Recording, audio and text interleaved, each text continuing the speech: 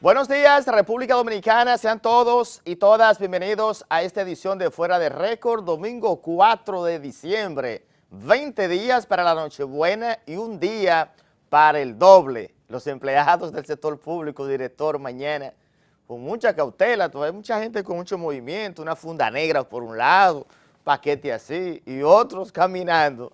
Director, aquí hay un camarógrafo, que mañana cuando le den el doble, que él va a andar así, mira así. Tú tienes un viento, no, que me dieron el doble, no es fácil. Saludos a los dominicanos que nos ven a través de May TV, Canal 24 para todo Estados Unidos, desde la República Dominicana, con mucho cariño y sentimiento esta producción netamente dominicana. Señores, hoy el país amaneció a pesar de muchas informaciones, además de las informaciones políticas, el hervedero en el Partido Reformista. Anoche fue la boda de una de las hijas del presidente Danilo Medina, Vanessa Medina, se casó en la catedral. Fue una boda familiar, algunos medios la han reseñado desde las primeras horas de la mañana. Muchos seguidores del programa me estaban pidiendo información, que si era cierto, que si no era cierto. Tenemos una foto, director, por ahí de la parte de lo que pasó. Fue una boda muy familiar. Los informes que tengo que, además de la familia presidencial, pocos funcionarios, eso demostró que los que fueron, además de funcionarios, son cercanos, colaboradores y amigos de la familia.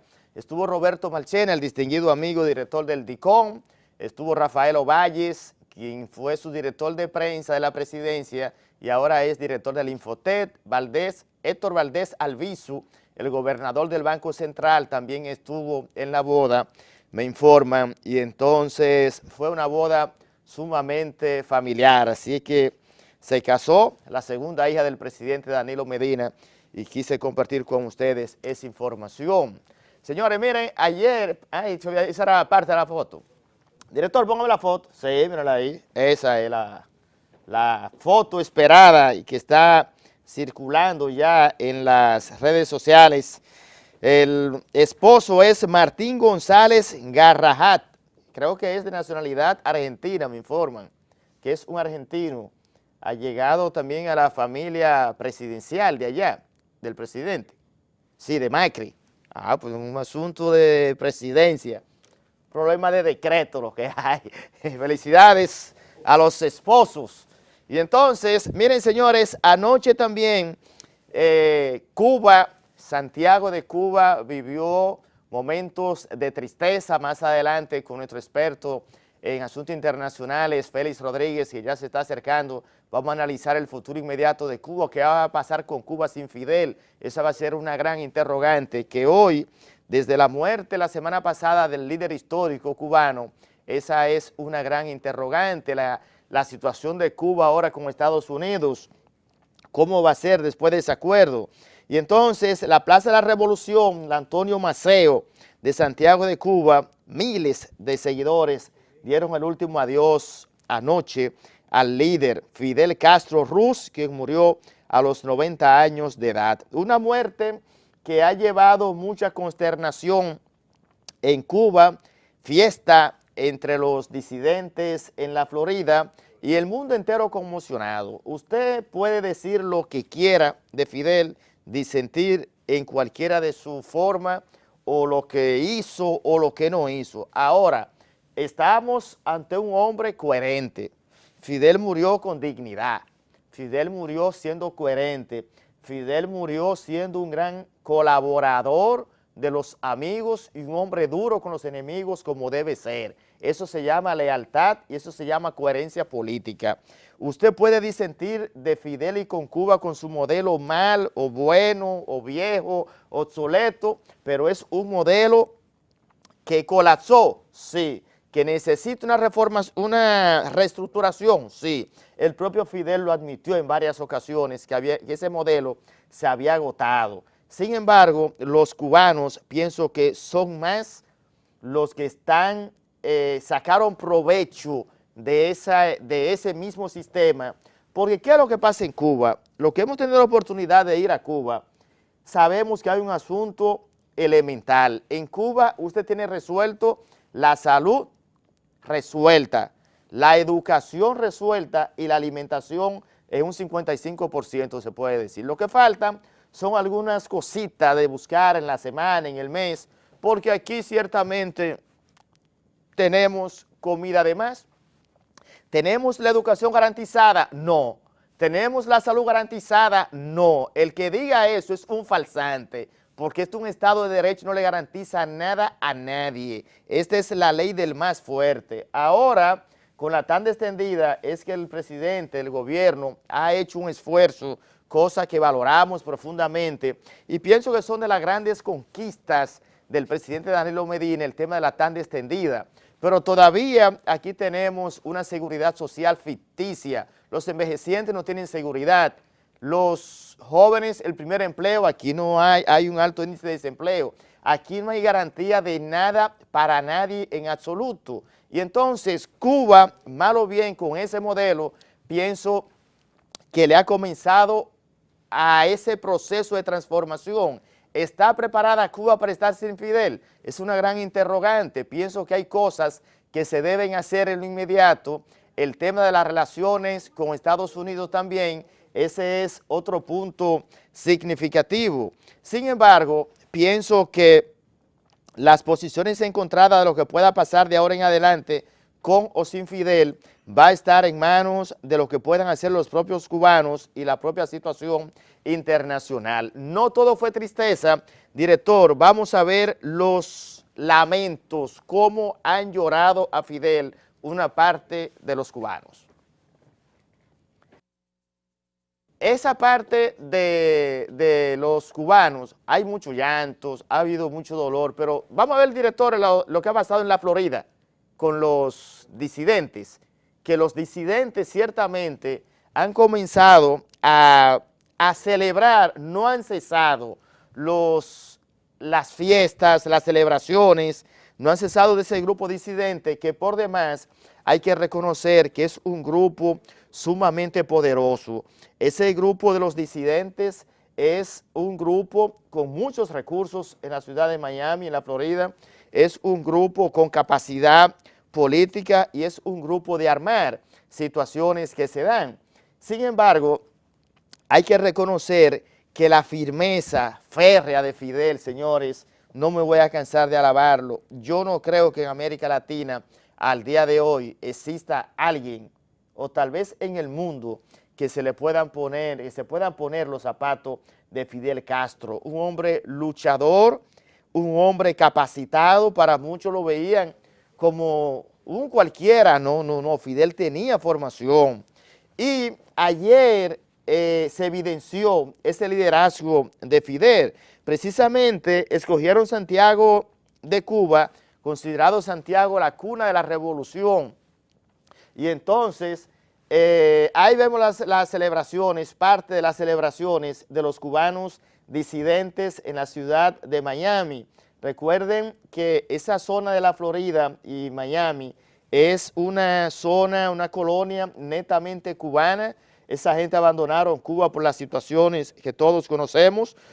Y entonces, un detalle importante es hasta qué punto cuando venga esa reestructuración en Cuba, la participación de los disidentes va a ser fundamental. Para algunos tal vez no tengan un retorno tan positivo. Sin embargo, ya Cuba se estaba preparando para estar sin Fidel. Recuerden que su hermano Raúl asumió el poder desde que Fidel comenzó a tener esos quebrantos de salud y entonces se fueron aclimatando y se fueron acostumbrando a estar sin Fidel en la forma, pero en el fondo sí.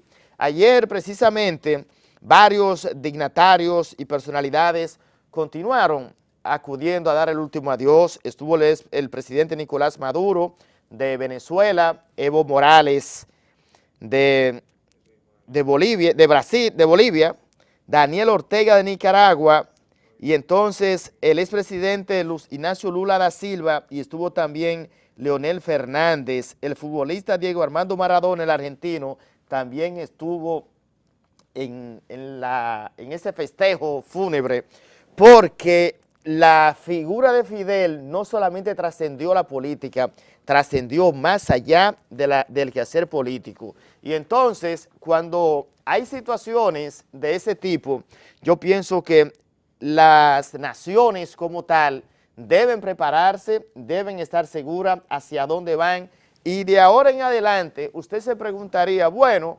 una Cuba sin Fidel es un punto, repito, digno de analizar por la misma situación en la región como tal.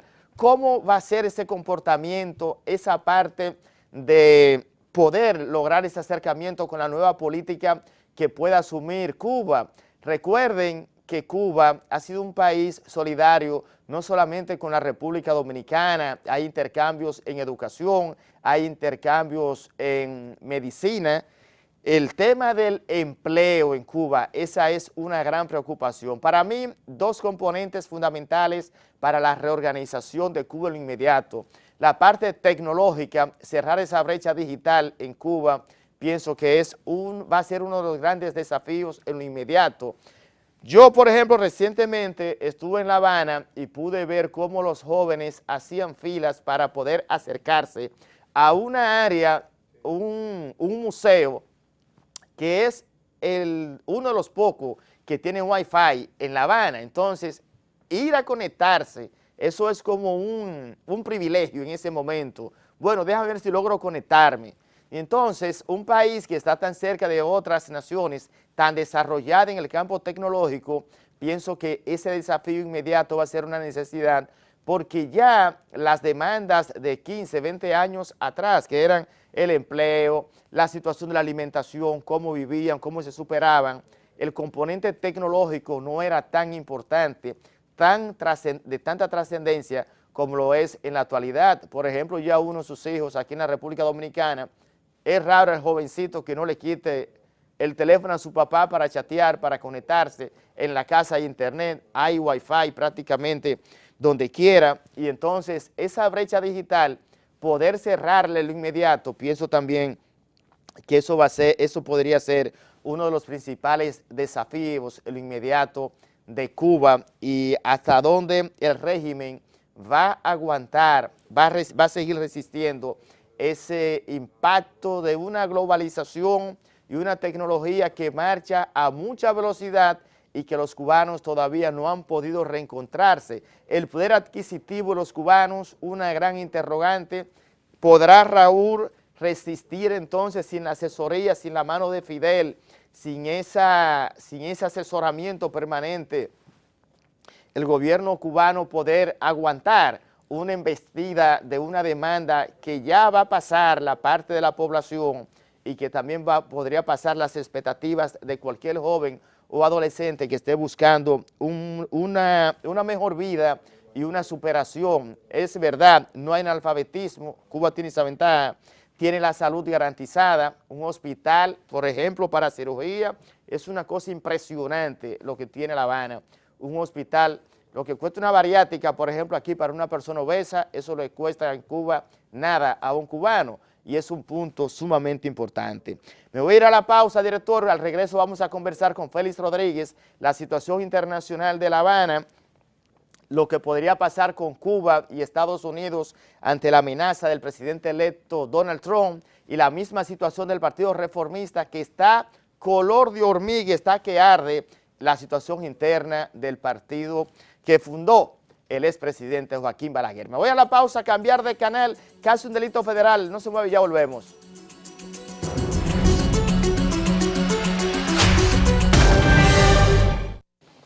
Continuamos con esta edición de Fuera de Récord. Hoy es domingo 4. Tal y como le adelantamos en la introducción, ya nos acompaña el destacado analista en política internacional, Félix Rodríguez, a quien le damos los buenos días. Hermano, un placer estar contigo aquí en este programa, un poco agripado, pero estamos aquí. Permítame felicitarlo, porque lo había hecho por teléfono. Recuerden que Félix estuvo el domingo antes de las elecciones en Estados Unidos. Y la pregunta, está ahí el video, pero ¿quién? Hillary o Donald Trump, decía textual.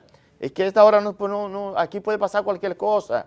La situación de Hillary es muy compleja y eso hay que reconocerlo. Lo felicito en el aire por eso, para que los televidentes sepan su capacidad de análisis, que fue muy certero. Muchas gracias, gracias. Ahora, Félix, la situación de Cuba, la noticia de la semana, la muerte de Fidel, ¿qué se vislumbra en el escenario internacional Cuba sin Fidel? Mira, por ahora yo no creo que pase nada.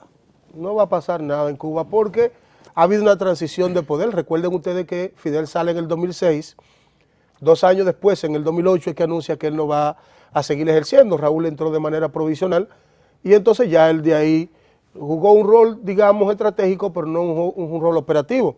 Esa figura de Fidel imponente, preponderante en los eventos internacionales, era una cosa increíble. Sin embargo, Raúl fue sustituyendo ese modelo. Obviamente que Raúl no estaba a la altura de Fidel, pero hay que recordar que Raúl ha jugado siempre el papel protagónico, igual que el Che, igual que Camilo Cienfuegos, al lado de Fidel. Incluso cuando estuvieron en Sierra Maestra, lo que se pensaba en Cuba, porque hay que tener bien claro, era que se iba a adoptar el modelo económico de Raúl. Oigan bien, Raúl tuvo una parte de la Sierra Maestra, una brigada aparte de Fidel. ¿Ustedes saben qué él hizo en esa brigada?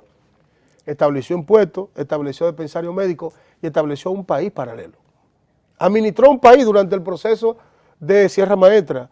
Lo que pasa es que en varias ocasiones, incluso en el periodo especial, Raúl elaboró una propuesta, Fidel la aceptó, pero la aparición, que era apertura económica, pero la aparición de Chávez en el escenario impidió que Fidel aceptara esa propuesta. Porque Fidel siempre tuvo una característica, y la característica fue que Fidel fue un presidente astuto. Fidel no fue socialista al inicio. Los americanos hicieron a Fidel socialista, y eso, de algún modo, en Cuba va a poderse darle una transición que es natural que se dé, porque el mundo está girando hacia la derecha, no un problema de Cuba, es un problema de la humanidad. Está girando hacia la derecha. La socialdemócrata está en crisis. ¿El modelo, tú consideras que sus días están contados de ese modelo? El propio Fidel lo había admitido. No, es que el modelo se agotó en el 89. Cuba debió haber hecho un proceso de transición hacia el sistema dual de política social, porque si Israel vive bien, si Malasia vive bien, si Hong Kong vive bien, si España, que tiene un sistema de seguridad social gratuito, igual que el de Cuba, una educación mejor que la de Cuba, no es necesario un Cuba hoy. Ahora, por un problema geopolítico entre Estados Unidos y Cuba, y sobre todo la migración de los cubanos que están en Miami, que están muy cerca, tú decías ahorita. Que son muy fuertes. No solo fuertes, no lo vea tan fuerte económicamente, porque yo siempre he dicho que el cheque es del tamaño de tu poder. El dinero no vale donde está el poder. El cheque que tú tienes es el poder que te rodea. Entonces, recuerden que el segundo candidato que combatió a Donald Trump en las elecciones es cubano-americano, ¿verdad? Americano. Entonces, el Congreso tiene a Tecruz, el Congreso tiene a la Díaz-Balart, el Congreso tiene a un sinnúmero de cubanos que están en el gobierno norteamericano, en el Congreso, y que de dicho sea de paso, ahora tienen el presidente, tienen el Congreso y tienen la Cámara de Representantes. Entonces, Donald Trump es muy inteligente. La gente siempre dice, Donald Trump es un loco. No es un loco. Donald Trump lo que sabe dar golpe temático, porque estamos en Cuba. Donald Trump llama a la presidenta de Taiwán, que desde el año 1979 China y Estados Unidos acordaron que la relación de Estados Unidos y Taiwán no puede ser presidencial, porque rompe el protocolo que ellos firmaron. ¿Qué hace Donald Trump? No, a mí nadie me va a narigonear, como decimos nosotros aquí. Y la llama, pero es para darle un golpe de efecto a China. Entonces, igual con lo de Cuba, lo que hace es un golpe de efecto. Yo no voy a dar tanto a cambio de nada. Ahora, el caso de China tiene esa similitud, pero ese gigante asiático con ese crecimiento que tiene China y ese poder. Tú tienes razón cuando planteaba de que el tamaño del cheque no depende de el poder, pero en el caso de China no va a ser tan fácil, porque son dos países, a pesar de ese componente. No, porque China es capitalista ya. Es capitalista. China lo que tiene es un partido político, pero China es neoliberal. Claro, olvídese de eso. Claro. China es la zona franca locomotora de la humanidad, y Estados Unidos es el pensamiento que genera patente y China se lo construye. Ese es el mundo de hoy. Es el mundo de hoy. Entonces Cuba no tiene ese poder. Ahora, ¿cómo Cuba va a generar no ser atropellado? Porque ese es el gran tema. ¿Cómo Cuba va a generar? Sin una presencia de Fidel, usted ya ha visto a Troya. Ustedes han visto a Troya. Claro. El caso de que Héctor muriera representaba una libertad a que lo atenienses invadieran a Troya. Con Héctor no lo hacían, porque entendían que Héctor tenía una característica militar de poder contener y levantar el espíritu de su ejército. Con la muerte de Fidel de antemano, la expectativa de los invasores cubanos no es la misma. Por eso hacen fiesta los que están en Miami. Entonces, ¿cómo Raúl va a permitir un proceso de transición en el que los que están en la nariz de él, en la nariz de Cuba, que están a 60 millas náuticas, puedan entender que el proceso se está haciendo y cómo vamos, porque hay dos pueblos? Sí, la participación de él. No. ¿Cómo sería esa participación? ¿Cómo sería esa participación de ese capitalismo salvaje colonizando a esa gente que no conoce capitalismo? Porque el cubano no conoce capitalismo, no ha vivido el proceso del capital. No. Ustedes Por eso hablaba la parte tecnológica. Váyanse ustedes, no es que la parte... Cuando venga esa invasión tecnológica pero mira, que ellos están demandando. Lima, mira, la parte tecnológica, y yo siempre he dicho, la tecnología, muchos políticos modernos han querido basarse en tecnología para desarrollar pueblos y cometen el más grande de los errores. El desarrollo de los pueblos está en la conciencia que ellos se generan. La tecnología es un complemento para tú desarrollarte, un valor agregado. Claro, la parte humana pero no el desarrollo per se del hombre. Entonces, porque la técnica siempre ha existido. Imagínense ustedes el hombre cuando conoció la rueda, cómo Egipto guindó 2 ruedas con un caballo y cómo Egipto gobernó el mundo. Eso tenía que ser algo impresionante.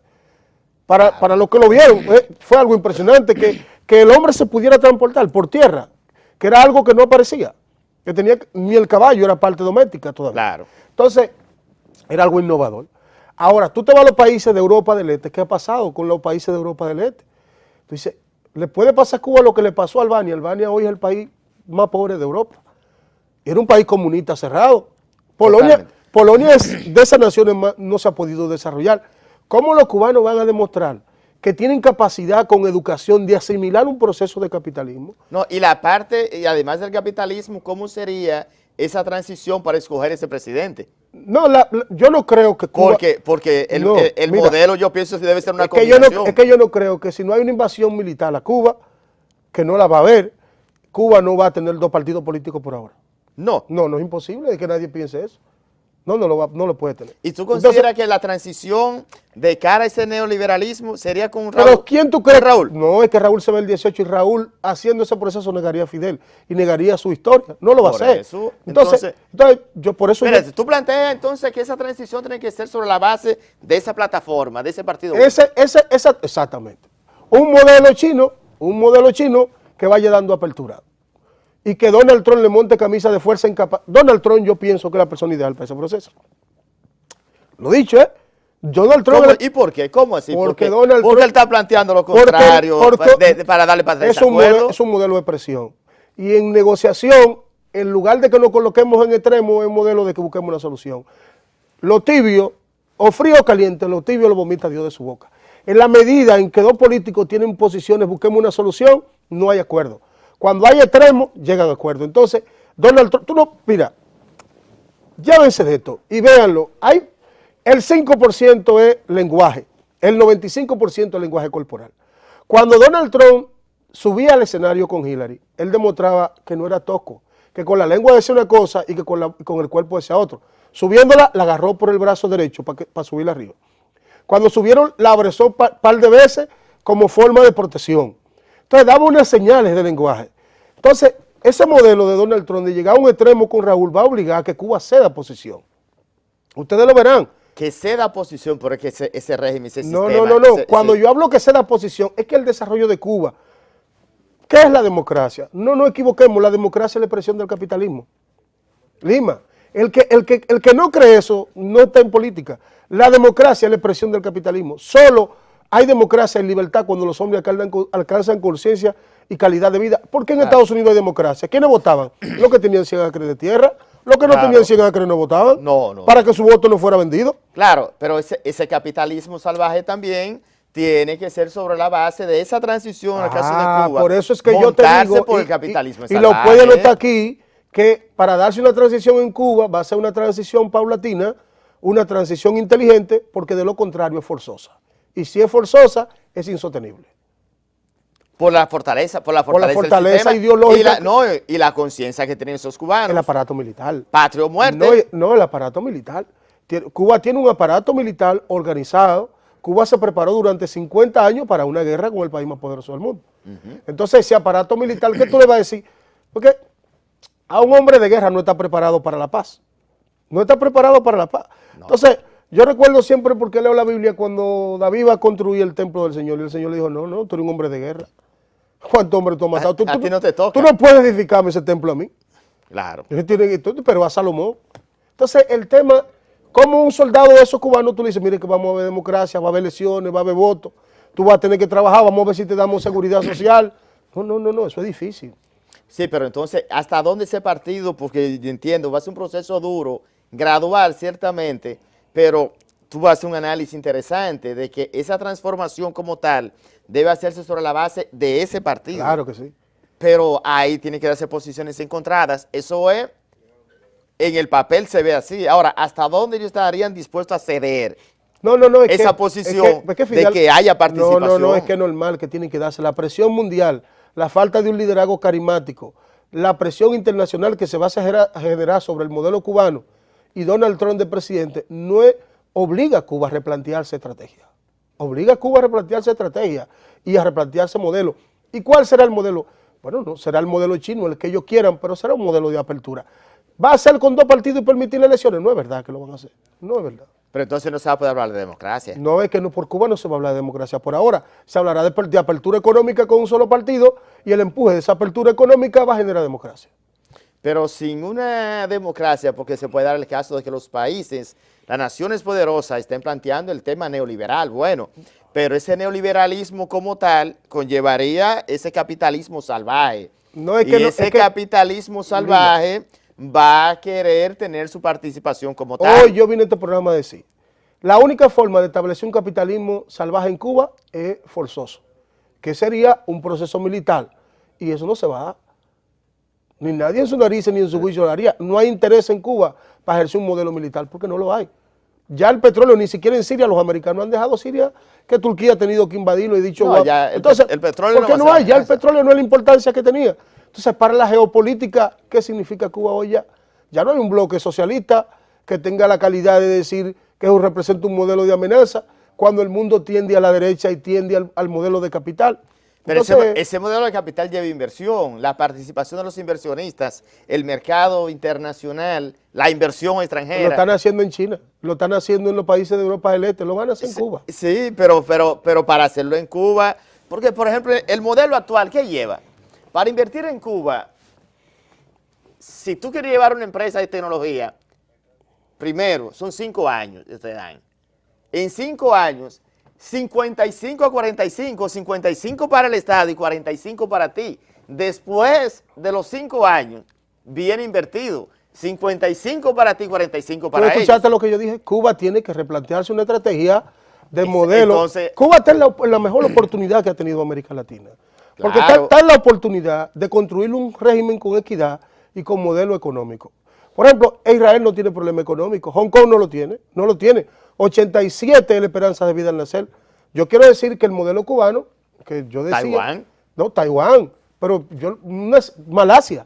Entonces, Cuba tiene la oportunidad de generar un modelo económico saludable que le permita a los cubanos vivir bien y desarrollar un capitalismo con modelo de libertad. Porque el socialismo alemán, por ejemplo, los alemanes que desarrollaron el estado de bienestar, viven bien. Entonces, yo te digo a ti, si es un modelo capitalista salvaje, es convulsivo. Y si es un modelo con apertura paulatina, con capacidad de partido, va a ser exitoso. ¿Sería como una amenaza para los países de la región? En el caso de República Dominicana, el tema del turismo, el turismo de salud Cuba nunca será una amenaza. Ha crecido fuertemente en Cuba, la parte de ese crecimiento, el tema de la seguridad, Cuba ofrece esa garantía, bueno, mira, ofrece esa ventaja también. No, es que... Sí, debilidad en infraestructura, pero a pesar de eso... Si se da eso que tú estás diciendo, ¿cómo ellos lo van a abordar? Es que es el gran tema, Lima. A la República Dominicana le conviene, tú vas a Europa y tú has viajado mucho y la gente no conoce a la República Dominicana. Como Santo Domingo. Conoce a Santo Domingo y conoce a Punta Cana, porque Santo Domingo es el nombre primero que la República Dominicana. ¿Okay? La República Dominicana en 1844 y Santo Domingo. Pero si tú buscas, por ejemplo, Cascana y Bávaro, son más publicitados internacionalmente que la República Dominicana como marca país. Sin embargo, a nosotros no conviene que Cuba se desarrolle. Muy por el contrario, no conviene. Porque ahí la venta viene como región. Es normal, porque ahí está John McCain, el que escribió... ¿La venta como región? Sí. Es que Cuba es Caribe. Nosotros estamos en las Antillas. Pero ahí viene una cosa importante, que yo quiero decirte a ti. Todo el mundo sabe que si Cuba va teniendo apertura paulatina, va a crecer económicamente, eso es natural, porque claro, Cuba se había quedado reducido. Y eso es igual como cuando tú tienes dos vasos vacíos, ya que Keynes lo ha explicado en economía, tú tienes un vaso vacío y uno lleno. Si tú agarras una conexión del vaso lleno y lo llevas al vacío, los dos van a llegar a la mitad, el vacío va a recibir agua, claro, porque la pendiente de bajar el agua al vacío va a ser fundamental porque no tenía agua, y van a emparejarse. Entonces, si Cuba hace apertura, lógico que las inversiones van a correr para allá muchísimo, pero eso no quiere decir que los que están aquí se van para allá. No sé si me doy a entender. No, yo te entiendo. O sea, pero de hecho, ya hay empresarios dominicanos haciendo, antes de la muerte de Fidel. No, pero hay gente comprando en Miami títulos de heredero, de gente que tenía un campo de caña en Cuba, incluso los dominicanos comprando campo de caña. Eso no importa. Ahora, el tema no es ese, el tema es que los dominicanos, entonces, ¿estamos preparados para competencia o no estamos preparados? Quizás eso nos haga mejorar. La competencia es sana. Bueno, lo que pasa es que ahora el gran desafío sería hasta dónde los países de la región y esa apertura como tal le va a permitir a Cuba, primero, un crecimiento sostenido. Segundo, definir cómo sería su modelo. Eso sí, eso es lo que hemos planteado aquí. Sí, ese es el planteamiento. Lo primero tuyo. Que el crecimiento, definir ese modelo, el crecimiento y al final yo insisto, Félix, que la participación de los disidentes pienso hacer un papel fundamental. Bueno, mira, y peligroso. ¿Se lo van a permitir? ¿Sí o no? Es un proceso complejo. Es que es un tema peligroso. Porque es que, por ejemplo, Giovanni Céspedes juega en la Grande Liga, ¿verdad? Giovanni Céspedes juega en la Grande Liga. Y está jugando en la Grande Liga una serie de peloteros cubanos que acaban de salir. Sí. Esa gente de algún modo tiene su influencia en Cuba. ¿Cómo tú le vas a impedir en el momento de que tú reestructures una reforma constitucional de inversión en Cuba, que esa gente no se aparte de su modelo de inversión? Yo te voy a decir algo. Taiwán tenía invertido en China, ¿ustedes saben cuánto? 400.000 millones de dólares. Taiwán, el principal socio comercial, claro, Taiwán, de China. La provincia, una provincia pequeña, ¿eh? Sí, pues Taiwán es una provincia pequeña. Pues mira aquí. Ellos salieron y ellos colonizaron a China, los inversionistas. Ahora, ¿se puede dar eso en Cuba con los inversionistas de Miami? Porque el tema es que los cubanos en Miami como que han tomado el tema muy político, se han instruido mucho. Y van a tener, y quieren una participación con la característica de Fidel. Entonces, ¿cómo va a ser eso con lo nuevo, con lo que se genere a partir de? Eso dependerá. Por eso yo digo, si es neoliberalismo feroz y presión estadounidense o capitalismo salvaje, es convulsionativo. Y si dejan a Cuba por su propio paso hacer la reforma necesaria, llegar a acuerdos con los países en desarrollo, van a tener un país bien desarrollado, porque tienen la base fundamental, la educación. Bueno, Félix, te agradezco infinitamente ese recorrido que nos ha hecho sobre la situación de Cuba. Comparto contigo ese desafío inmediato. Pienso que ha edificado a los televidentes con un tema tan vital que al día de hoy se inicia, pienso, con el sepelio, el último adiós a Fidel. Pienso que se cierra un capítulo, pero se abre otro yo pienso de lo que va a ser Cuba. Yo pienso que lo que va a hacer Cuba inicia a partir del 18, con la salida de Raúl. Yo no creo que hasta el 18 cambie nada. 18 de hasta el año 18. Raúl ha prometido que él en el 18 se va. El 2018. Yo creo que en el 18, porque es que Raúl es Fidel. Yo creo que cuando Raúl se vaya en el 18, independientemente de la reforma que deje como paquete o que trate de hacerte, porque vamos a entrar al 17. ¿Y hay garantía de que se puede ir en el 18 y ahora el modelo no le diga, líder, no tenemos al líder histórico, usted debe seguir? ¿Hay garantía de eso, de que se puede ir en el 18? Hay una, Emmanuel Kant decía, que en la vida los hechos se te presentan y tú los resuelves con la capacidad y conocimiento que tú tienes. Y Raúl es forjado con el fierro del socialismo. Yo no creo que él tenga la capacidad de desarrollar a un Cuba capitalista. Bueno, es un gran desafío. Félix, te agradezco infinitamente. Porque no conoce otro modelo. Tu participación. Hay más en este contenido de Fuera de Récord. Fue la intervención del destacado experto en política internacional, certero como siempre, Félix Rodríguez. Me voy a la pausa, cambiar de canal, caso del delito federal. Ya volvemos con la situación interna del Partido Reformista y el caso de los damnificados en las provincias del país. Ya volvemos. Continuamos con esta edición de Fuera de Récord, domingo 4 de diciembre. Señores, la situación del Cibao sigue siendo compleja. Aunque las lluvias han mermado de manera significativa, todavía persiste llanto y desolación.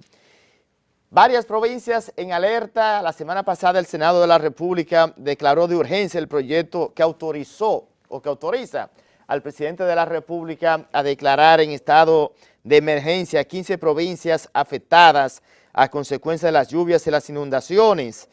Esa situación trajo muchas reacciones, posiciones encontradas. Hoy vi una información del senador dominicano en Estados Unidos, Adriano Espaillat, alertando de que están por estafar a algunos dominicanos que están haciendo donaciones a favor de las familias necesitadas. Es un solo clamor que se vive en el Cibao. Ahora ya pasaron las lluvias, sin embargo, persisten ahora la parte de la ayuda como tal. Las lluvias pasaron, pero ahora que se necesita de verdad la mano solidaria, porque hay muchas personas incomunicadas y comunidades todavía colapsadas. Precisamente está con nosotros desde Santiago Luis Manuel Báez, nuestro corresponsal. Buenos días, Luis Manuel. ¿Cómo amaneció el Cibao al día de hoy? Gracias, muy buenos días, Elvi. Bueno, el Cibao amaneció en el día de hoy con una pertinaz llovizna desde esta madrugada. Sale, el sol vuelve y se oculta, o sea que todavía en esta zona, que fue ampliamente afectada por este tiempo de lluvia, sobre todo provincias Santiago, Puerto Plata, en Mao, Montecristi, Dajabón y lo que es el Bajo Yuna. Elvi, te digo que todavía persiste esta situación desoladora para muchas familias que viven en casas de parientes, otras en casas alquiladas, que el gobierno le está destinando dinero para esto, por la situación que se presenta. Cuando tú hablabas hace un momentito de la alerta que hay en toda esta zona, me recuerda mucho este geólogo que ya murió, Orlando Franco. Él advertía a Lima desde hace muchos años del colapso que podría sufrir la zona norte del país por la situación vial. Hemos visto lo que es el puente de Inver en Puerto Plata, que está siendo sometido a un proceso de reparación, porque uno de sus aproches colapsó.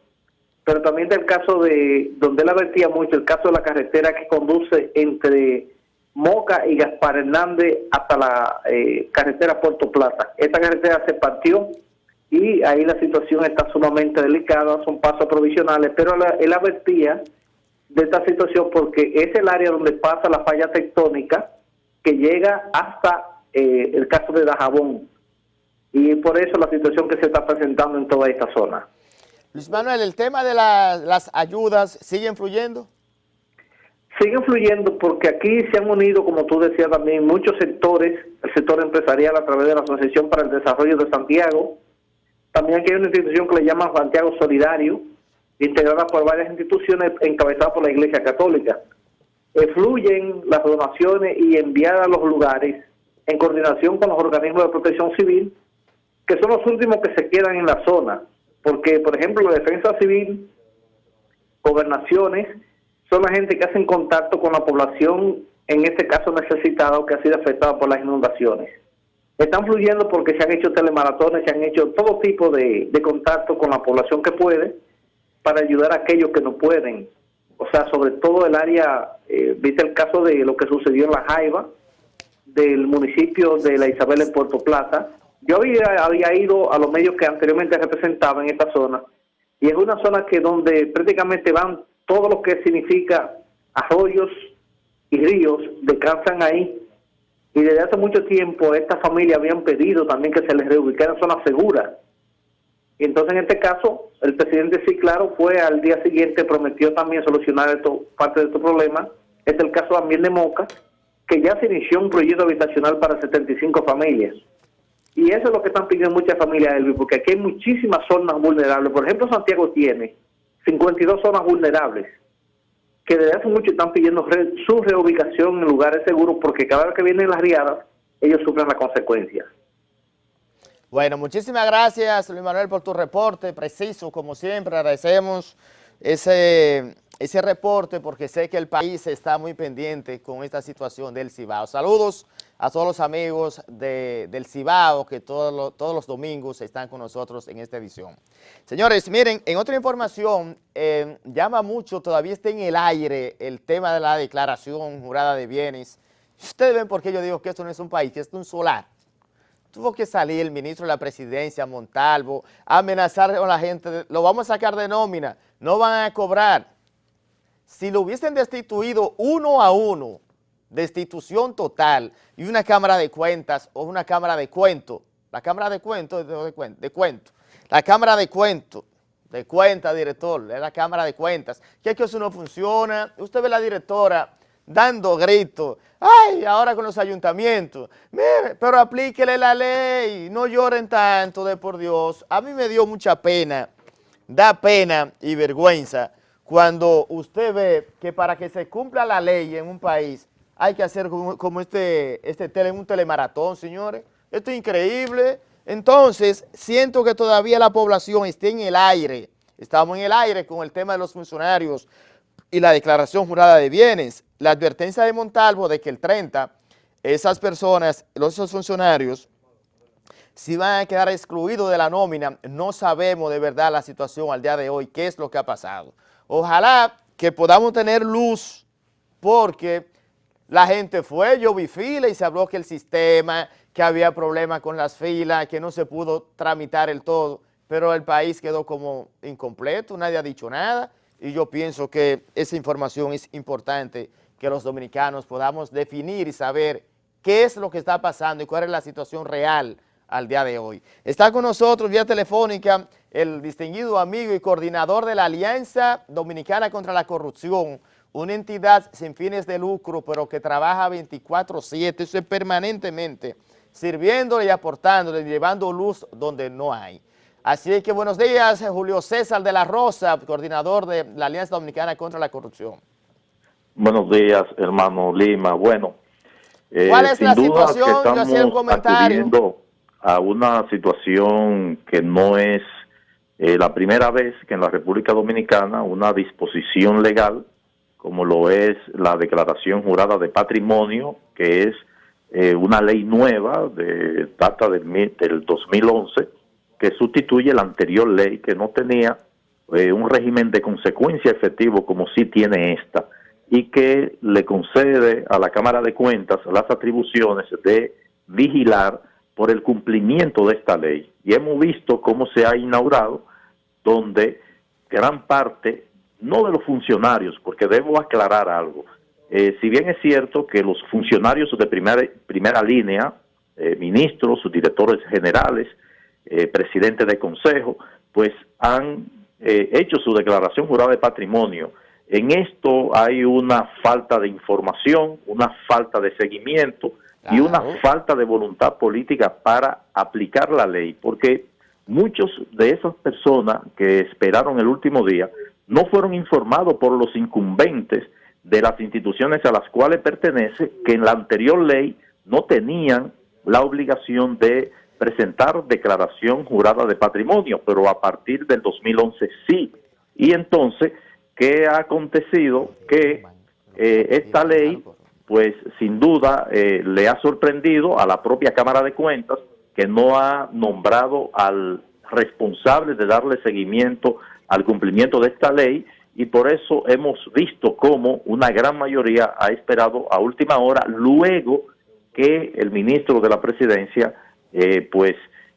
amenazó con dejar sin efecto el nombramiento de estos funcionarios que no han presentado su declaración jurada de patrimonio, y hemos visto que ante esa situación pues se han aglomerado un sinnúmero de personas y que no ha tenido la efectividad que nosotros esperábamos, y que sí estamos dándole seguimiento a que el ministro de la Presidencia cumpla con lo anunciado, de que no solamente a los que no depositaron su declaración jurada de patrimonio en tiempo hábil, sino a aquellos incumbentes que no instruyeron o no le dieron el seguimiento a sus funcionarios subalternos para que cumplieran con el mandato de la ley, porque la responsabilidad no es del funcionario subalterno, La responsabilidad es del incumbente, que a sabiendas que la ley contempla la inclusión de una serie de funcionarios medios como encargados de compras, gerentes financieros,